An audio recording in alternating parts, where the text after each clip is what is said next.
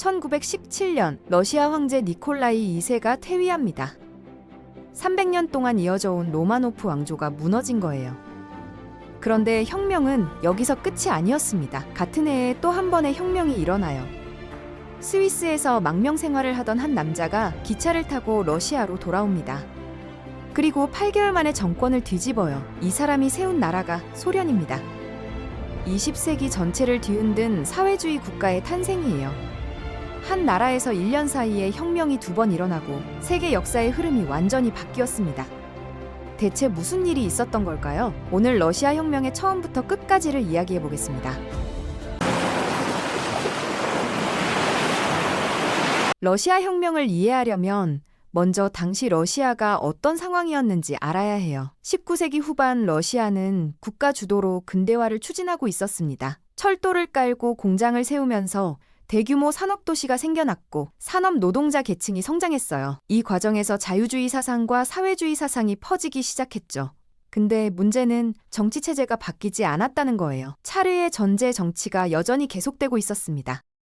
차르가 뭐냐면 러시아 황제를 부르는 말이에요. 로마 황제, 카이사르에서 유래한 단어입니다. 러시아 황제는 유럽의 다른 군주들과 달리 절대적인 권력을 가지고 있었어요. 의회도 없고 헌법도 없고 황제의 말이 곧 법이었습니다. 19세기 후반 유럽 대부분의 나라가 입헌 군주제나 공화제로 바뀌고 있었는데 러시아만 중세시대에 머물러 있었던 거예요.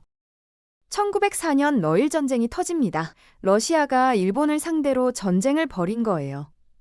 당시 러시아 사람들은 당연히 이길 거라고 생각했어요. 러시아는 유럽의 강대국이고 일본은 아시아의 작은 섬나라니까요. 근데 결과가 충격적이었습니다. 러시아가 졌어요. 유럽 열강이 아시아 국가한테 진 건 처음 있는 일이었습니다. 러시아 국민들은 엄청난 충격을 받았어요. 전쟁에서 지니까 경제가 더 어려워졌습니다. 물가는 오르고 임금은 그대로였어요. 노동자들의 생활이 점점 힘들어지자 1905년 1월 수도 상트페테르부르크에서 대규모 시위가 일어났습니다. 노동자들이 청원서를 들고 황제가 있는 겨울궁전으로 행진한 거예요. 평화로운 시위였습니다. 청원서 내용은 이랬어요. 선거권을 달라, 모든 계급이 대표를 뽑게 해달라, 자유롭게 선거할 수 있게 해달라. 근데 니콜라이 2세의 군대가 시위대를 향해 발포했습니다. 평화롭게 행진하던 사람들한테 총을 쏜 거예요. 수백 명이 죽거나 다쳤습니다. 이날이 일요일이었어서 피해 일요일이라고 불려요. 이 사건을 계기로 차르 체제에 대한 분노가 전국으로 퍼졌습니다. 곳곳에서 시위와 파업이 일어났어요. 니콜라이 2세는 혁명 기운이 커지자 양보를 해요. 10월에 칙령을 발표해서 언론 출판 집회 결사의 자유를 약속하고 두마라는 의회를 만들겠다고 했습니다. 두마의 입법권도 주겠다고 했어요. 드디어 러시아에도 의회가 생기는 건가 싶었죠. 근데 약속만 하고 지키지 않았어요. 실제로 두마가 만들어지긴 했는데 권한이 거의 없었습니다. 황제가 마음대로 해산시킬 수 있었고 법안도 거부할 수 있었어요. 결국 차르의 전제 정치는 계속됐습니다. 1914년 제1차 세계대전이 터집니다. 러시아는 영국, 프랑스와 함께 협상국 진영으로 참전했어요. 근데 전쟁이 잘 안 풀렸습니다. 독일군한테 계속 졌어요. 장비도 부족하고 보급도 안 되고 지휘관도 무능했거든요. 수백만 명의 러시아 군인이 죽거나 다쳤습니다. 전쟁이 3년째 계속되자 러시아 경제가 무너지기 시작했어요. 공장은 군수품만 만들어야 하니까 생활 필수품이 부족해졌고 철도는 군대 물자 수송에 동원되니까 식량이 도시로 들어오지 못했습니다. 물가는 폭등했어요. 빵을 사려고 새벽부터 줄을 서야 했는데 줄을 서도 못 사는 경우가 많았습니다. 노동자들의 분노가 극에 달했어요. 1917년 2월 상트페테르부르크에서 다시 대규모 시위가 일어났습니다. 빵을 달라 전쟁을 멈춰라. 차르를 타도하자. 이번에는 군인들이 시위대 편에 섰어요. 시위를 진압하라는 명령을 거부한 거예요. 병사들도 전쟁에 지쳐 있었고 집에 있는 가족들이 굶고 있다는 걸 알았거든요. 군대까지 등을 돌리자 니콜라이 2세는 버틸 수가 없었습니다. 3월 2일 황제가 퇴위해요. 300년 로마노프 왕조가 끝났습니다. 이게 2월 혁명이에요. 러시아 달력으로는 2월이라서 2월 혁명이라고 부르는데 지금 달력으로는 3월입니다. 황제가 물러나고 임시정부가 들어섰어요. 자유주의 성향의 정치인들이 주도한 정부였습니다. 근데 문제가 있었어요. 임시정부가 전쟁을 계속한 거예요. 사람들이 전쟁을 멈추라고 혁명을 일으켰는데 새 정부가 전쟁을 계속하겠다고 한 겁니다. 협상국과의 약속을 지켜야 한다면서요. 노동자들과 병사들은 분노했어요. 한편 혁명 과정에서 소비에트라는 조직이 만들어졌습니다. 소비에트는 러시아어로 평의회라는 뜻이에요. 노동자, 병사, 농민들이 대표를 뽑아서 만든 자치 조직이었습니다. 임시정부와 별개로 움직였어요. 사실상 권력이 둘로 나뉜 상황이었죠.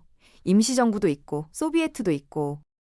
이때 한 남자가 러시아로 돌아옵니다. 블라디미르 레닌이에요. 레닌은 사회주의 혁명가였는데 차르 시절에 해외로 망명해서 스위스에서 살고 있었어요. 2월 혁명 소식을 듣고 바로 러시아로 돌아온 거예요. 1917년 4월 상트페테르부르크 역에 도착한 레닌은 군중 앞에서 연설을 합니다. 레닌의 주장은 이랬어요. 전쟁을 즉각 중단해야 한다. 임시정부는 부르주아 정부니까 안 된다. 모든 권력을 소비에트에 넘겨야 한다. 지주의 토지를 몰수해서 국유화해야 한다. 당시 러시아에서 가장 급진적인 주장이었습니다. 레닌이 이끄는 볼셰비키라는 정당이 이 노선을 따랐어요. 볼셰비키가 뭐냐면 러시아 사회민주노동당이 둘로 쪼개졌을 때 다수파라는 뜻의 이름을 가져간 쪽이에요. 실제로 당원 수가 많았던 건 아닌데 이름을 그렇게 지은 거예요.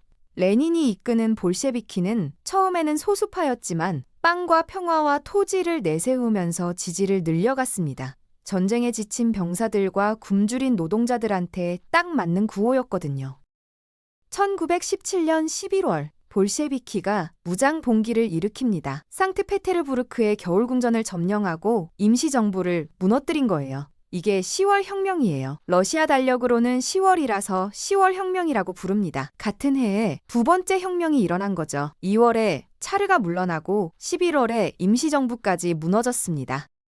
권력을 잡은 레닌은 바로 행동에 옮겼어요. 먼저 독일과 평화협상을 시작했습니다. 1918년 3월 브레스트-리토프스크 조약을 맺고 전쟁에서 빠져나왔어요. 대가가 컸습니다. 폴란드 발트 3국, 우크라이나, 핀란드 등 넓은 영토를 독일에 넘겨줘야 했어요. 그래도 레닌은 전쟁을 끝내는 게 먼저라고 봤습니다. 다음으로 토지개혁을 시행했어요. 지주들의 땅을 몰수해서 농민들에게 나눠줬습니다. 공장은 노동자위원회가 관리하게 했어요. 은행과 철도도 국유화했습니다. 사유재산을 없애고 국가가 경제를 통제하는 사회주의 체제를 만들기 시작한 거예요. 근데 혁명이 순탄하게 진행된 건 아니었습니다. 반혁명 세력이 들고 일어났거든요. 옛 차르파 귀족들, 자유주의자들, 외국 군대까지 가세해서 볼셰비키 정권을 무너뜨리려고 했어요. 이게 러시아 내전입니다. 1918년에서 1922년까지 4년간 계속됐어요. 볼셰비키의 붉은 군대와 반혁명 세력의 백군이 싸운 거예요. 내전 중에 볼셰비키는 전시 공산주의라는 정책을 시행했습니다. 모든 걸 국가가 통제하는 거예요. 농민들한테 곡물을 강제로 징발하고 공장을 전부 국유화했어요. 근데 이게 경제를 완전히 망가뜨렸습니다. 농민들은 곡물을 숨기거나 농사를 안 지었고 공장은 제대로 안 돌아갔어요. 1921년에는 대기근까지 발생해서 수백만 명이 굶어 죽었습니다. 레닌은 정책을 바꿔요. 1921년 신경제 정책을 시행했습니다. 시장 경제 요소를 일부 도입한 거예요. 농민들이 남는 곡물을 시장에서 팔 수 있게 허용하고 소규모 사기업도 허용했습니다. 순수한 사회주의에서 한 발 물러선 거였지만 경제가 살아나기 시작했어요. 1922년 내전이 끝나고 소비에트 사회주의 공화국 연방이 수립됩니다. 줄여서 소련이에요. 러시아를 중심으로 우크라이나, 벨라루스, 자카프카스 등 여러 공화국이 연방을 이룬 거예요. 세계 최초의 사회주의 국가가 공식적으로 탄생한 겁니다. 이후 소련은 중앙아시아 공화국들까지 흡수하면서 영토를 넓혀갔어요. 레닌은 1924년 53세에 사망합니다. 뇌졸중으로 쓰러진 지 2년 만이었어요. 레닌이 죽은 뒤 권력투쟁이 벌어졌고 스탈린이 승리해서 권력을 잡았습니다. 스탈린은 레닌과 달랐어요. 신경제 정책을 폐기하고 경제개발 5개년 계획을 시행했습니다. 중공업 육성과 농업 집단화를 강력하게 밀어붙인 거예요. 스탈린 시대의 소련은 농업국가에서 공업국가로 변신했어요. 철강 생산량이 폭발적으로 늘었고 거대한 공장들이 세워졌습니다. 근데 대가가 컸어요. 농업 집단화 과정에서 수백만 명의 농민이 굶어 죽거나 강제 이주당했습니다. 정치적으로는 공포 정치가 시작됐어요. 반대파를 숙청하고 비밀 경찰이 국민을 감시했습니다. 개인의 자유는 완전히 억압됐어요. 러시아 혁명은 20세기 역사를 바꿔놓았습니다. 자본주의와 대립하는 사회주의 진영이 탄생한 거예요. 냉전 시대의 시작점이 바로 여기였어요. 1917년 러시아에서 일어난 혁명이 세계를 둘로 나눈 겁니다. 황제의 전제 정치에 대한 분노로 시작된 혁명이 결국 또 다른 형태의 독재로 끝났다는 건 역사의 아이러니라고 할 수 있습니다.